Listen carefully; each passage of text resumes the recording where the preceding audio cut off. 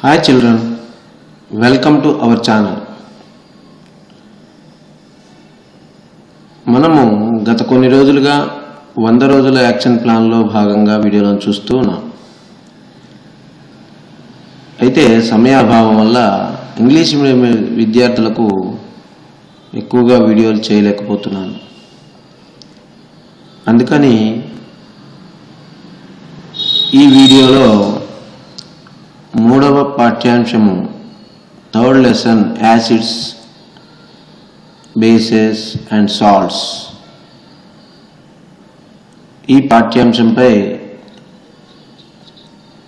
ఒక వీడియోను చేస్తున్నాను. ఈ వీడియోలో పాఠంలో ఉన్నటువంటి అన్ని అంశాలు మీకు విపులంగా వివరిస్తాను. మనము ఇంగ్లీష్ మీడియం చదువుతున్నప్పటికీ మన మాతృభాష తెలుగు కాబట్టి తెలుగులో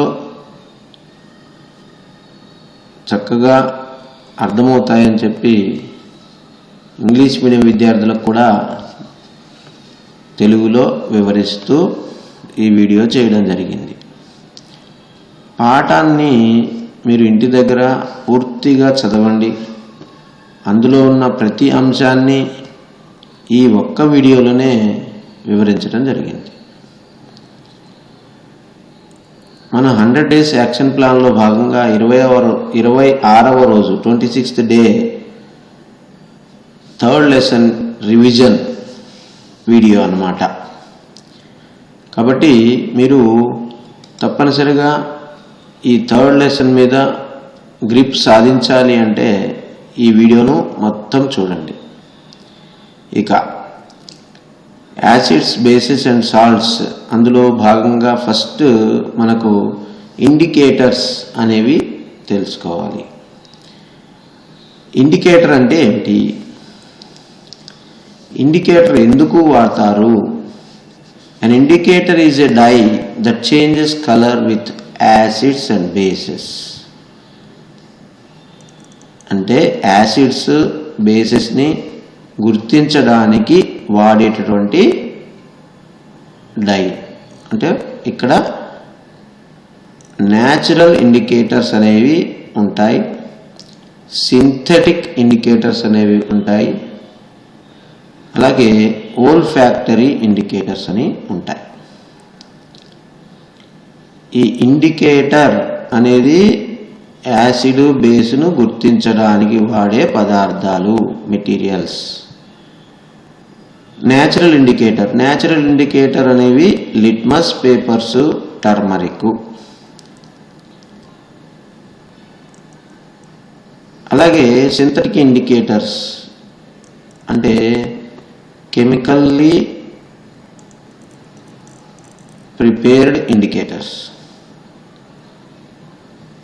ఇవి ఈ సింథటిక్ ఇండికేటర్స్ అనేవి ల్యాబ్లో తయారు చేస్తారు. మిథైల్ ఆరెంజ్, ఫినాఫ్థలిన్ అనేవి మన పాఠ్యాంశంలో, మన లెసన్లో ఉన్నటువంటి ఇండికేటర్స్, సింథటిక్ ఇండికేటర్స్. తర్వాత ఓల్ఫాక్టరీ ఇండికేటర్స్ అంటాం. ఇవి అంటే తెలుగులో మనకు సువాసన, మంచి వాసన ఇచ్చేటువంటి మెటీరియల్ అన్నమాట. ఈ సబ్స్టెన్సెస్ ఎగ్జాంపుల్ ఏంటంటే వెనిలా, ఆనియన్, క్లోవ్. ఇవన్నీ కూడా ఓల్ఫాక్టరీ ఇండికేటర్స్గా పనిచేస్తుంటాయి.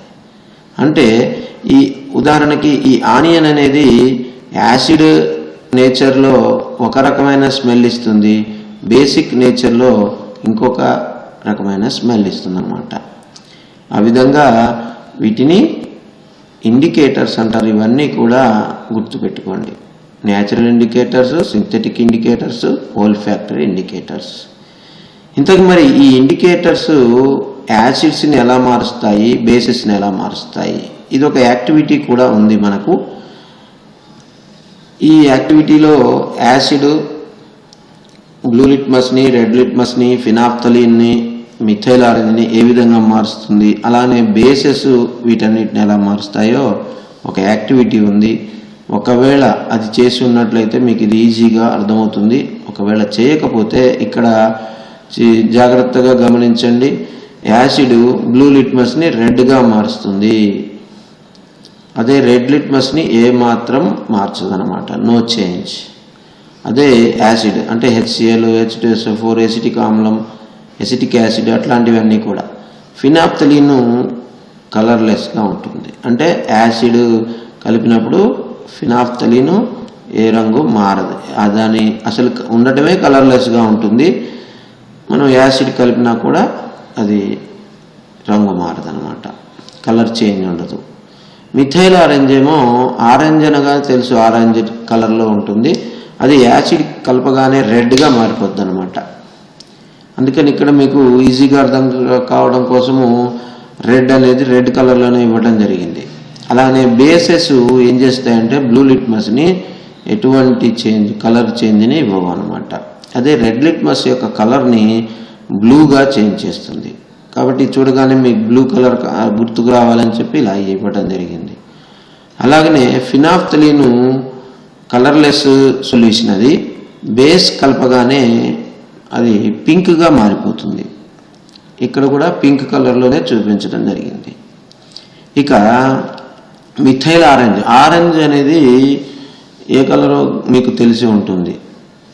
అది బేస్ కలిపితే ఎల్లోగా చేంజ్ అవుతుంది. మరొకసారి యాసిడ్స్ బ్లూ లిట్మస్ని రెడ్గా చేంజ్ చేస్తాయి, మిథైల్ ఆరెంజ్ని కూడా రెడ్గా చేంజ్ చేస్తాయి. మిగతావి నో చేంజ్ అని రాయొచ్చు. అలానే బేసెస్ బ్లూ లిట్మస్ తోటి ఏమో నో చేంజ్, రెడ్ లిట్మస్ని బ్లూగా చేంజ్ చేస్తాయి. ఫినాప్థలిన్ ఏమో పింక్ గాను, అదే మిథైల్ ఆరెంజ్ని ఎల్లోగా చేంజ్ చేస్తాయి. ఇది మీరు ఇంటి దగ్గర కూడా ఈ యాక్టివిటీ చేయవచ్చు. ఫినాప్థలిన్, మిథైల్ ఆరెంజ్ మీ తరగతి ఉపాధ్యాయుడిని అడిగి చిన్న డ్రాపర్ తీసుకెళ్ళి, అంటే హోమియో మెడికల్ స్టోర్స్లో చిన్న చిన్న బాటిల్స్ దొరుకుతాయి, డ్రాపర్ ఉన్నటువంటి బాటిల్స్, అవి తీసుకోండి. వాటిలో మీ ఉపాధ్యాయుని అడిగి వాటిలో తీసుకెళ్ళి ఇంటి దగ్గర చిన్న చిన్న యాక్టివిటీస్ చేయండి. అప్పుడు మీకు చక్కగా అర్థమవుతాయి. యాసిడ్స్ అంటే ఏంటి, సోర్ టేస్ట్ ఉండాలి. బేసెస్ ఏంటి, సాఫ్ట్గా, అంటే సోపీ టు టచ్ అంటాం, జారే స్వభావం కలిగి ఉండాలి. అట్లాంటివి ఇంటి దగ్గర ఉన్న మెటీరియల్స్, సబ్స్టెన్స్ తోటి మీరు చేసి చూసుకోవచ్చు అన్నమాట. అలా తప్పకుండా మీరు యాక్టివిటీస్ చేస్తూ ఉన్నట్లయితే కాన్సెప్ట్ మీద మంచి గ్రిప్ వస్తుందన్నమాట. Next one, acids and bases in the laboratory. అంటే ఇక్కడ యాసిడ్ యొక్క ప్రాపర్టీని, బేసెస్ యొక్క ప్రాపర్టీస్ని మనం చెప్పుకుంటాం. యాసిడ్ అనగానే ఇట్ హ్యాస్ సోర్ టేస్ట్, పుల్లగా ఉంటాయి. It turns blue litmus into red, ఇంతకే మనం చెప్పుకున్నాం. అలానే యాసిడ్స్ కండక్ట్ ఎలక్ట్రిసిటీ, అంటే కరెంట్ పాస్ అవుద్ది అనమాట. అలాగే మనకి తెలుసు స్ట్రాంగ్ యాసిడ్స్ ఏంటంటే HCl, H2SO4. HCl అంటే హైడ్రోక్లోరిక్ యాసిడ్, H2SO4 అంటే సల్ఫ్యూరిక్ యాసిడ్. సల్ఫ్యూరిక్ యాసిడ్ని మనము కింగ్ ఆఫ్ కెమికల్స్ అని కూడా అంటుంటాం. ఇక weak acid acetic acid, CH3COOH. దీని నుంచే వెనిగర్ తయారు చేస్తారు. ఇక బేసెస్ ఏంటంటే ఇట్ హ్యాజ్ బిట్టర్ టేస్ట్, కొంచెం వగరుగా. It turns red litmus to blue, red లిట్మస్ని బ్లూగా చేంజ్ చేస్తాయి. బేసెస్ ఆర్ ఎలక్ట్రోలైట్స్, అంటే they split when the current pass through them. అంటే బేసెస్ నుంచి కరెంట్ పాస్ చేస్తే అవి 2 సబ్స్టెన్సెస్గా సపరేట్ అవుతాయి అన్నమాట, ఎలక్ట్రోలైట్స్. ఇక్కడ strong base sodium hydroxide, potassium hydroxide, ఇవన్నీ స్ట్రాంగ్ బేసెస్. వీక్ బేసెస్ ఏంటంటే ఎగ్జాంపుల్ అమ్మోనియం హైడ్రాక్సైడ్. ఇవి మీరు యాసిడ్ బేస్ యొక్క ప్రాపర్టీస్ తెలుసుకున్నట్లయితే మీరు లెసన్ని చక్కగా అర్థం చేసుకుంటారు. Next one, action of acids and bases with metals. బాగా గుర్తుపెట్టుకోండి, యాసిడ్ కానీ బేస్ కానీ మెటల్తో రియాక్ట్ అయితే salt and hydrogen gas form అవుతాయి. అంటే ఏంటి? When a metal reacts with an acid, it produces hydrogen gas and forms salt. మర్చిపోవద్దు, యాసిడ్ కానీ బేస్ కానీ మెటల్తో రియాక్ట్ అయితే మనకి సాల్ట్ అండ్ హైడ్రోజన్ గ్యాస్ వస్తుంది. ఈ హైడ్రోజన్ గ్యాస్ వచ్చినప్పుడు మనకి ఇక్కడ అప్ యారో చూపిస్తామన్నమాట. దీని ఈక్వేషన్ ఏంటి? ఇక్కడ ఒక example, zinc plus H2SO4.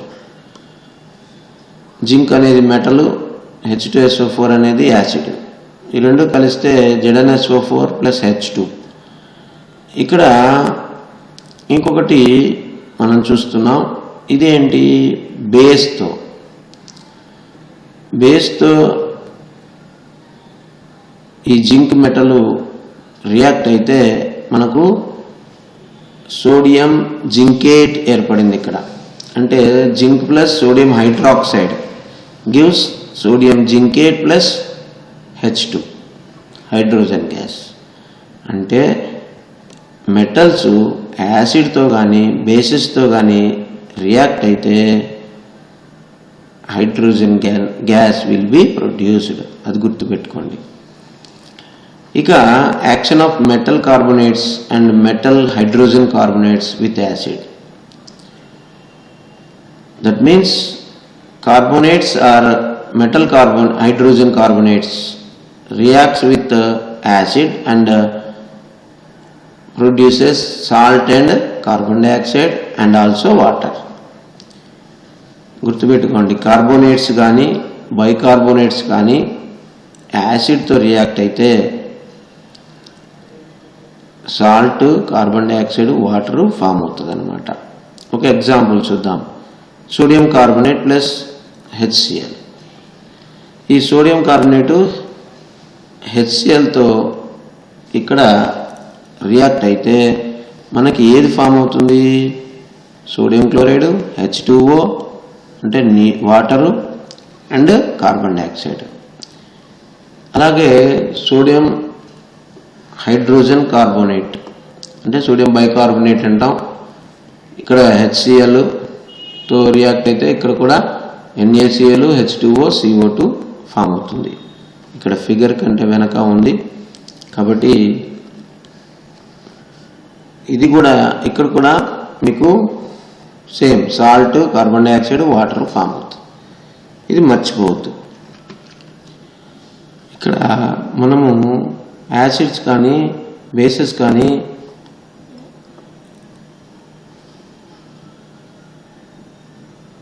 మెటల్తో react అయితే మనకు ఈ విధంగా సాల్ట్ అండ్ హైడ్రోజన్ ఫామ్ అవుతుంది అన్నమాట. అలాగే మెటల్ హైడ్రోజన్ కార్బోనేట్స్ యాసిడ్తో రియాక్ట్ అయితే మనకు ఈ విధంగా sodium chloride, salt, water, carbon dioxide release అవుతాయి. ఇవి మీరు తప్పకుండా గుర్తుపెట్టుకోవాలి. అలాగే న్యూట్రలైజేషన్ అనగానే మీకు గుర్తు రావాలన్నమాట. యాసిడ్ బేస్ కలిస్తే సాల్ట్, వాటర్ ఫామ్ అవుద్ది. When an acid reacts with base to form salt and water, then that reaction is known as neutralisation reaction. అంటే యాసిడ్ బేస్ కలిసి మనకు సాల్ట్ అండ్ వాటర్ ఫామ్ అయితే దాన్ని మనం న్యూట్రలైజేషన్ అంటాం. ఈ న్యూట్రలైజేషన్లో ఇక్కడ HCl, NaOH సపోజ్ మన ఎగ్జాంపుల్ తీసుకున్నట్లయితే మనకి సాల్ట్ అండ్ వాటర్ ఫామ్ అవుతుంది. NaCl and H2O. HCl, NaOH. HCl అనేదేమో యాసిడ్, బేస్ ఏమో NaOH. ఈ రెండు రియాక్ట్ అయిన తర్వాత మనకి సాల్ట్ NaCl అలాగే వాటరు ఫామ్ అవుతాయి అన్నమాట. తర్వాత reaction of metallic or non metallic oxides with acids. Metal oxide యాసిడ్తో రియాక్ట్ అయితే సాల్ట్ అండ్ వాటర్ ఫామ్ అవుతుంది. ఒక ఎగ్జాంపుల్ మనం చూసినట్లయితే కాపర్ ఆక్సైడ్ HClతో రియాక్ట్ అయ్యి మనకు క్యూప్రిక్ క్లోరైడ్ వాటర్ ఏర్పడుతుంది అనమాట. ఇక్కడ క్యూప్రిక్ క్లోరైడ్ అనేది సాల్ట్. అలాగనే నాన్ మెటాలిక్ ఆక్సైడ్స్ బేస్తో రియాక్ట్ అయితే సాల్ట్ అండ్ వాటర్ ఫామ్ అవుతుంది. ఇక్కడ నాన్ మెటాలిక్ ఆక్సైడ్ అనేది కార్బన్ డైఆక్సైడ్. కార్బన్ డైఆక్సైడ్ ఇంకా చెప్పాలంటే వాటిని ఎసిడిక్ ఆక్సైడ్ అని కూడా అనొచ్చు. ఇక్కడ మెటల్ ఆక్సైడ్లోనేమో బేసిక్ ఆక్సైడ్స్ అనొచ్చు. ఈ acidic oxide carbon dioxide calcium హైడ్రాక్సైడ్తో రియాక్ట్ అయితే మనకు కాల్షియం కార్బోనేటు వాటర్ ఫామ్ అవుతుంది అనమాట. అంటే ఇవన్నీ కూడా సాల్ట్ అండ్ వాటర్ ఫామ్ అయినాయి అంటే ఇవన్నీ ఈ రియాక్షన్స్ అన్నీ కూడా న్యూట్రలైజేషన్ రియాక్షన్స్ అని చెప్పవచ్చు. అంటే ఏంటి, ఇక్కడ మెటాలిక్ ఆక్సైడ్ అనేది బేసిక్ నేచర్ అంటే బేస్ ప్లస్ యాసిడ్ రియాక్ట్ అయితే మనకు సాల్ట్ అండ్ వాటర్ వస్తుంది. కాబట్టి we can say these are all neutralization reactions. అలాగనే what are present in acids and bases. యాసిడ్స్లో H+ అయాన్స్ ఉంటాయి. అయితే ఈ ఎసిడిక్ నేచర్ రావడానికి H+ అయాన్సే మెయిన్ రీజన్ అన్నమాట. అయితే H+ అయాన్స్ అలా స్టేబుల్గా ఉండవు. Immediately they form in the form of H3O+ ion. H3O+ ion ఫామ్లోనే ఇవి ఉంటాయి అన్నమాట. తర్వాత హైడ్రాక్సైల్ అయాన్ OH- అయాన్లు బేస్లో ఉంటాయి. ఇవి బాగా గుర్తుపెట్టుకోండి. బేసెస్లో OH- అయాన్స్ ఉంటాయి, యాసిడ్స్లో H3O+ అయాన్స్ ఉంటాయి. చూడండి, ఈ యాసిడ్ వాటర్లో కలిపినప్పుడు వెంటనే H3O+ ప్లస్ క్లోరిన్ HClని వాటర్లో కలిపినప్పుడు H3O+ ప్లస్ Cl-, అంటే ఇలా H3O+ అయాన్స్ని రిలీజ్ చేస్తుంది అనమాట. అదే ఇక్కడ బేస్ తీసుకున్నాం అనుకోండి, NaOH ప్లస్ H2O. ఇక్కడ ఈ వాటర్లో మనం ఎప్పుడైతే యాడ్ చేస్తామో వెంటనే సోడియం అయాను హైడ్రాక్సైల్ అయాన్ వచ్చేస్తుంది అనమాట. OH- అయాన్ రిలీజ్ అవుతుంది. ఇవి ఎక్సోథర్మిక్ రియాక్షన్స్. కాబట్టి కంపల్సరీ డైల్యూట్ చేయాలి అంటే వాటర్కే యాసిడ్ని యాడ్ చేయాలి, అది గుర్తుపెట్టుకోండి. The process of mixing an acid or base with water is called dilution. ఇక్కడ అండ్ కాదండి, ఆర్ ఉండాలి. యాసిడ్ కానీ బేస్ కానీ వాటర్ కలిపినట్లయితే దాన్ని డైల్యూషన్ అంటాం. అంటే డైల్యూటెడ్ యాసిడ్, డైల్యూటెడ్ HCl అని చెప్తూ ఉంటాం. అలా next strength of an acid and a base. ఇక్కడ స్ట్రెంగ్త్ అనేది depends on concentration of H+ ion.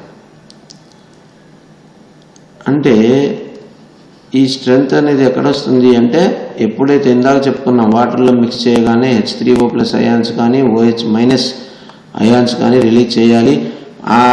అదే ఇక్కడ కాన్సన్ట్రేషన్ ఆఫ్ H+ అయాన్. దీన్ని pH అని అంటాం. సోరెన్సేన్ దీన్ని ఇంట్రడ్యూస్ చేశారు. pH స్కేలు ఇక్కడ చూడండి, మిడిల్లో ఉన్నది. అంటే దీని వాల్యూస్ 0 to 14 ఉంటాయి. 7కి బిలో ఉన్నట్లయితే యాసిడ్స్ అంటాం. 7కి 14కి మధ్యలో ఉంటే బేసెస్ అంటాం. ఎసిడిక్ నేచర్ అనేది 0కి దగ్గరగా ఉంటే హైలీ ఎసిడిక్ అంటాం. అట్లనే 14కి దగ్గరగా ఉంటే హైలీ బేసిక్ నేచర్ అని అంటుంటాం. ఇది గుర్తుపెట్టుకోండి. తర్వాత యూనివర్సల్ ఇండికేటర్తో చూసినప్పుడు మనకి ఈ 0 to 14 వేటికి ఉంటాయి, ఎలా ఉంటాయి కలర్స్ అన్నీ ఇక్కడ చూపించడం జరిగింది. బాగా గుర్తుపెట్టుకోండి. ఈ విధంగా మీరు ఈ టేబుల్లో కలర్ స్ట్రాంగ్ యాసిడ్కి రెడ్ కలర్ ఉంది, ఇక్కడ వీక్ యాసిడ్ అదే స్ట్రాంగ్ యాసిడ్ బేస్కి బ్లూ కలర్ ఉంది. ఇటు చివర స్ట్రాంగ్ అనమాట. ఈ కలర్స్ని బట్టి మనము అంటే ఇదేంటి universal indicator solution, pH universal indicator solution ఉంటుంది. అవి ఈ సబ్స్టెన్సెస్ కలిపినప్పుడు ఈ యూనివర్సల్ ఇండికేటర్ చూపించే కలర్ అనమాట ఇదంతా కూడా. ఇక importance of pH in everyday life. మనకు pH ఎంత ఉంటుంది అంటే 7 నుంచి 7.8 వరకు ఉంటుంది. Our body works with in the pH range of 7 to 7.8. pH in our digestive system, that is antacid. మనకు ఈ యాంటాసిడ్ వాడుతూ ఉంటాం. ఎందుకు? డైజెస్టివ్ సిస్టంలో స్టమక్లో రిలీజ్ అయ్యే యాసిడ్ని న్యూట్రలైజ్ చేయడానికి మనము basic natured magnesium hydroxide, milk of మెగ్నీషియాని వాడుతుంటాం. అలాగే tooth decay, corrosion of enamel ఎప్పుడు స్టార్ట్ అవుతుంది? Starts when the pH of the mouth is less than 5.5. మరి ఏం చేయాలి? To prevent this basic nature toothpaste should be used. ఇది గుర్తుపెట్టుకోవాలి. If there is a tooth decay, then we have to use basic nature paste to clean the tooth. ఇలా ప్రతిదీ మనము బాగా చదువుకుంటే, అంటే టెక్స్ట్ బుక్ చదువుకుంటూ ఈ వీడియోని చూసినట్లయితే చక్కగా అర్థమవుతుంది అనమాట. ముందు వీడియోని చూడండి, తర్వాత టెక్స్ట్ బుక్ చదవండి. లేదా మీకు టెక్స్ట్ బుక్ చదివిన తర్వాత వీడియో చూడాలనిపిస్తే అలా చేయండి. మొత్తం మీద మీకు కాన్సెప్ట్ గుర్తుండిపోవాలి. ఇక్కడ మనకు రెయిన్ చూపించారు. ఈ రెయిన్కి ఎందుకు సంబంధించింది అంటే, if the pH of rain water is less than 5.6, it is called acid rain. Acid rain అని ఎప్పుడు అంటారంటే pH వాల్యూ లెస్ దాన్ 5.6 ఉండాలి. మరి ఏమవుతుంది అంటే, acid rain flows in to the river and లోవర్స్ the pH of the river water. అప్పుడు ఏమైంది? River వాటర్లో pH వాల్యూ తగ్గింది అంటే ఎసిడిక్ నేచర్ పెరిగినట్టు. అక్కడ ఏమైతే plants require a specific pH for their healthy growth. Self defence by animals and plants కూడా ఈ pH అనేది అంటే ఎసిడిక్ నేచరు, బేసిక్ నేచర్ అనేది ఈ యానిమల్స్, ప్లాంట్స్ కూడా యూజ్ చేసుకుంటాయి. Honeybee injects methanoic acid. ఈ మెథనోయిక్ యాసిడ్ అనేది హనీబీ కుట్టిన చోట రిలీజ్ అవుతుంది. అప్పుడు మొత్తం ఆ యాసిడ్ మన శరీరంలోకి వెళ్ళిపోయి అక్కడ వాస్తున్నట్లుగా అనిపిస్తూ ఉంటుంది, మంట ఉంటూ ఉంటుంది. కాబట్టి అది ఎసిడిక్ నేచర్. కాబట్టి బేసిక్ నేచర్ ఉన్నటువంటి బేకింగ్ సోడా, అంటే మనకు సింపుల్గా వంట సోడా అంటాం, తినే ఉప్పు అంటాం. ఈ బేకింగ్ సోడాని వేసినట్లయితే అక్కడ రిలీఫ్ వస్తుంది. ఎందుకు? మెథనోయిక్ యాసిడ్ అది యాసిడ్, ఇక్కడ బేకింగ్ సోడా అనేది బేస్. ఈ విధంగా మనకి డైలీ లైఫ్లో ఈ pH అనేది యూజ్ అవుతుంది అన్నమాట. ఇక్కడ జాగ్రత్తగా గమనించండి. ఇది కూడా pH స్కేలు. నేను ఇంతకుముందే చెప్పాను, 7 అంటే న్యూట్రల్, 7కి బిలో అన్ని యాసిడ్స్, అంటే 0కి నియరర్గా ఉంటే స్ట్రాంగ్ యాసిడ్. అట్లే 14కి దగ్గరగా ఉన్నట్లయితే స్ట్రాంగ్ బేస్ అంటాం. మిడిల్లో అంటే మధ్యలో ఉన్నట్లయితే 7 ఉన్నట్లయితే అది న్యూట్రల్ అంటాం. ఇక్కడ ఈ ఫిగర్లో ఇచ్చినటువంటివి మీకు ఎగ్జాంపుల్స్, ఇవి జాగ్రత్తగా గమనించండి. వాటి వాల్యూస్, pH వాల్యూస్ ఆ ఫిగర్ ఎక్కడైతే ఉందో అక్కడ దాని వాల్యూ అన్నమాట. ఇక ఈ యాసిడ్స్ ఇందాకే చెప్పుకున్నాము, డైల్యూట్ చేయాలి అంటే కంపల్సరీ వాటర్లోనే యాసిడ్ కలపాలి. The process of dissolving an acid or a base in water is a highly exothermic one. అందుకే చెప్పాం వాటర్లో మాత్రమే కలపాలి. ఇది exothermic reaction. The acid must always be added slowly to water with constant stirring. ఈ acid అనేది వాటర్కి నెమ్మదిగా కలపాలి. A process of mixing an acid or base with water is called dilution. It decreases the concentration of ions. అది గుర్తుపెట్టుకోండి. మనం తప్పనిసరిగా water తీసుకొని వాటర్కే యాసిడ్ని డ్రాప్ బై డ్రాప్ వేస్తూ మనము మిక్స్ చేయాలన్నమాట. It is an exothermic reaction. తర్వాత ఫ్యామిలీ ఆఫ్ సాల్ట్స్. ఈ ఫ్యామిలీ ఆఫ్ సాల్ట్స్ వీటిని అంటారు అంటే ఇంతకు ముందే చెప్పుకున్నాము. pH వాల్యూ 7 ఉన్నట్లయితే అవి ఎట్లా అయితే స్ట్రాంగ్ యాసిడ్ స్ట్రాంగ్ బేస్ చెప్పామో ఇక్కడ pH వాల్యూ 7 ఉన్న సాల్ట్స్ అన్నీ కూడా ప్యూర్ సాల్ట్స్. గ్రేటర్ దాన్ 7 ఉందనుకోండి సాల్ట్కి, అది ఎట్లా వస్తుంది, ఎట్లా ఫామ్ అవుతుంది అంటే strong base weak acid reaction జరిగితే మనకి pH వాల్యూ గ్రేటర్ దాన్ 7 వస్తుంది. అలా కాకుండా వీక్ బేస్ స్ట్రాంగ్ యాసిడ్తో రియాక్ట్ అయిందనుకోండి, ఇక్కడ స్ట్రాంగ్ ఎవరు యాసిడ్, అప్పుడు pH వాల్యూ 7 కంటే తక్కువ ఉంటుంది. ఇవన్నీ సాల్ట్సే, కాకపోతే ఏం చెప్పుకుంటున్నాం, వీటిలో ఎవరు స్ట్రాంగ్ అయితే వాటి యొక్క ప్రాపర్టీస్ కొన్ని వస్తాయి కాబట్టి ఈ pH వాల్యూ అనేది మారుతుంది. యాక్చువల్గా ప్యూర్ సాల్ట్ అనేది pH వాల్యూ 7. ఇక మనం డైలీ లైఫ్లో యూజ్ చేసేటటువంటి salt sodium chloride NaCl. It is an important raw material for many substances. ఏంటి ఇక్కడ సోడియం హైడ్రాక్సైడ్ ప్రిపేర్ చేయొచ్చు అంటే కాస్టిక్ సోడా, అలాగే సోడియం కార్బోనేట్ అంటే washing soda, sodium bicarbonate baking soda, calcium oxychloride bleaching powder, అట్లనే plaster of Paris, వీటన్నిటి కూడా ఈ సోడియం క్లోరైడ్ ఇండైరెక్ట్గా కారణమవుతుంది. అంటే దీని నుంచి వచ్చినటువంటి ఈ వాటితో ఇవన్నీ వీటిలో ఏదైనా ఒకటి మనం తయారు చేయవచ్చు అన్నమాట. సోడియం హైడ్రాక్సైడ్, మొట్టమొదటిది సోడియం హైడ్రాక్సైడ్. ఇది ఏంటి అంటే it is manufactured by the electrolysis of brine solution. Brine solution అంటే salt water solution. This process is known as chlor alkali process. అంటే ఇక్కడ NaCl plus 2H2O gives 2NaOH plus chlorine plus hydrogen. ఇక్కడ గుర్తుపెట్టుకోండి, all 3 products are most useful. అంటే sodium hydroxide use అవుతుంది, chlorine gas use అవుతుంది, hydrogen gas use అవుతుంది. Hydrogen gas ఏమో ఫ్యూయల్గా, అంటే ఎగ్జాంపుల్ మార్గరైన్ అంటాం ఎగ్జాంపుల్. అట్లనే క్లోరిన్ అది కాస్మెటిక్స్లో, పెస్టిసైడ్స్, వాటర్ ట్రీట్మెంట్, వీటన్నిటిలో అది వాడుతూ ఉంటారన్నమాట. ఇక సోడియం హైడ్రాక్సైడ్ అనేది degreasing material, metals, soaps, detergents, ఈ ఆర్టిఫిషియల్ పేపరు, వీటన్నిటికీ సోడియం హైడ్రాక్సైడ్ యూజ్ అవుతుంది అన్నమాట. గుర్తుపెట్టుకోండి సోడియం హైడ్రాక్సైడ్. అలానే సోడియం హైడ్రోజన్ కార్బోనేట్ అంటే ఇందాక చెప్పుకున్నాం NaHCO3. ఇది మనము వంట సోడా అని చెప్పి కొంటూ ఉంటాం. It is manufactured by the action of carbon dioxide with sodium chloride solution.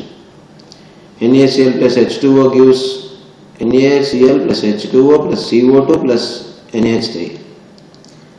వీటన్నిటి మధ్య రియాక్షన్ జరిగి మనకు అమోనియం క్లోరైడ్, సోడియం బైకార్బోనేట్ ఏర్పడుతుంది అన్నమాట. అంటే సోడియం బైకార్బోనేట్ ఎలా ఏర్పడుతుందో ఇక్కడ చూపించడం జరిగింది. మరి వీటి యూజెస్ ఏంటంటే for making baking powder, baking powder తయారు చేయడానికి దీన్ని వాడతారు. అలాగనే యాంటాసిడ్గా ఇందాక చెప్పుకున్నాం, డైజిను, జింటాకు, ఈను, ఇట్లాంటివన్నీ యాంటాసిడ్స్. దానిలో ఈ సోడియం హైడ్రాక్సైడ్ అనేది వాడుతుంటారు తయారు చేయడానికి. అట్లనే సోడా యాసిడ్ ఫైర్ ఎక్స్టింగ్విషర్. ఇక్కడ ఫైర్ని ఆర్పుతున్నారు. ఈ ఫైర్ని ఆర్పడానికి రిలీజ్ అయ్యేటటువంటి ఇక్కడ కనబడుతుంది చూసారు కదా, దీంట్లో రిలీజ్ అయ్యేటటువంటిది ఏంటంటే సోడా యాసిడ్.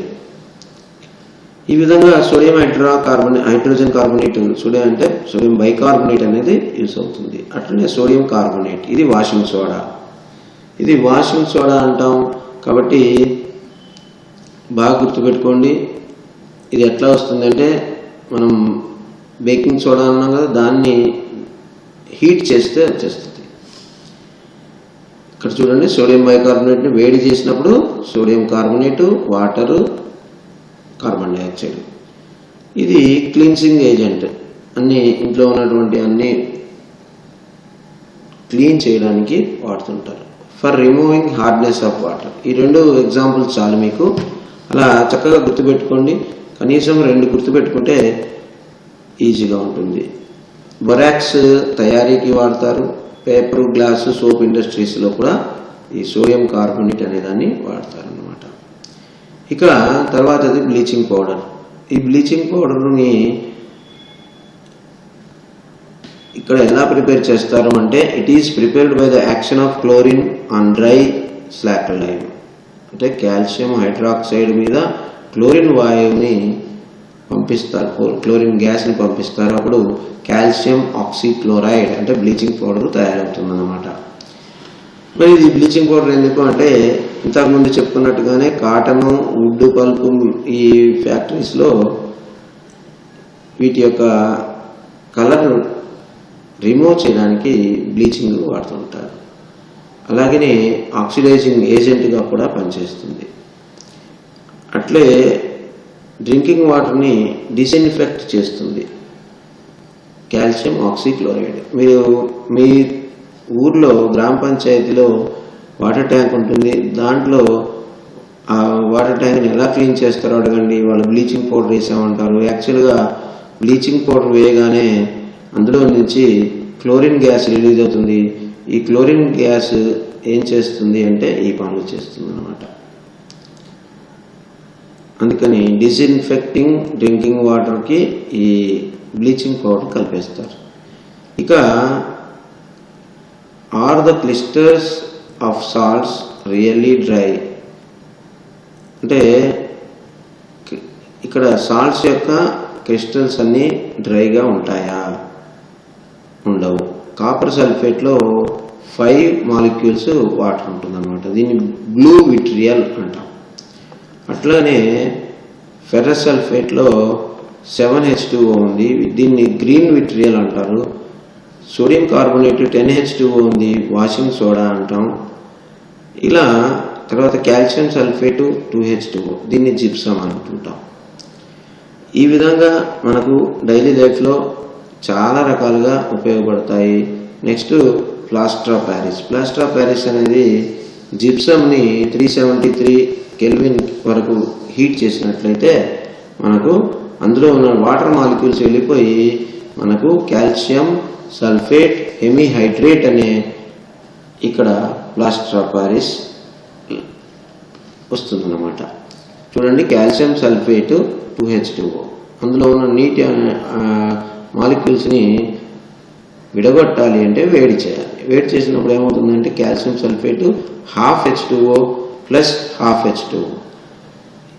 ఇది మళ్ళీ ఇంకొకసారి ఇక్కడ కొత్తగా CaSO4H2O ఉన్నదని 2H2O ఉన్నది కదా, ఇంకొక దాంతో ఇది రియాక్ట్ అవుతుందన్నమాట. ఆ విధంగా మళ్ళీ మళ్ళీ ఇది రిపీట్ అవుతూనే ఉంటుంది. సరే, దీనికి యూజెస్ ఏంటంటే మేకింగ్ టాయ్స్, డెకరేషన్కి, తర్వాత సర్ఫేస్లు స్మూత్గా ఉంచడం కోసం ఈ ప్లాస్టర్ ఆఫ్ ప్యారిస్ని వాడుతుంటారు. ఈ ప్లాస్టర్ ఆఫ్ ప్యారిస్ చక్కగా మనము వినాయకుల బొమ్మలు అంటే విగ్రహాల తయారీ ఇట్లాంటివి మనం డైలీ లైఫ్లో చూస్తూ ఉంటాం. ఇప్పుడు ఈ చెప్పిన వీడియోలో 99% లెసన్ మొత్తము ఎక్స్ప్లెయిన్ చేయడం జరిగింది. ఇప్పుడు మీరు ఈ పాఠాన్ని చక్కగా చదవండి. అందులో ఇంకేమైనా డౌట్స్ ఉన్నట్లయితే మీ తరగతి టీచర్ని అడిగి క్లారిఫై చేసుకోండి. అప్పటికి కూడా మీకు డౌట్ ఉన్నట్లయితే నాకు కామెంట్ రూపంలో తెలియచేయండి. అక్కడ నేను వెంటనే మీకు సమాధానం చెప్తాను. మరొక వీడియోలో మళ్ళీ కలుద్దాం. చూస్తూనే ఉండండి ఆదిత్య ఛానల్. అప్పటి వరకు సెలవు. ధన్యవాదములు.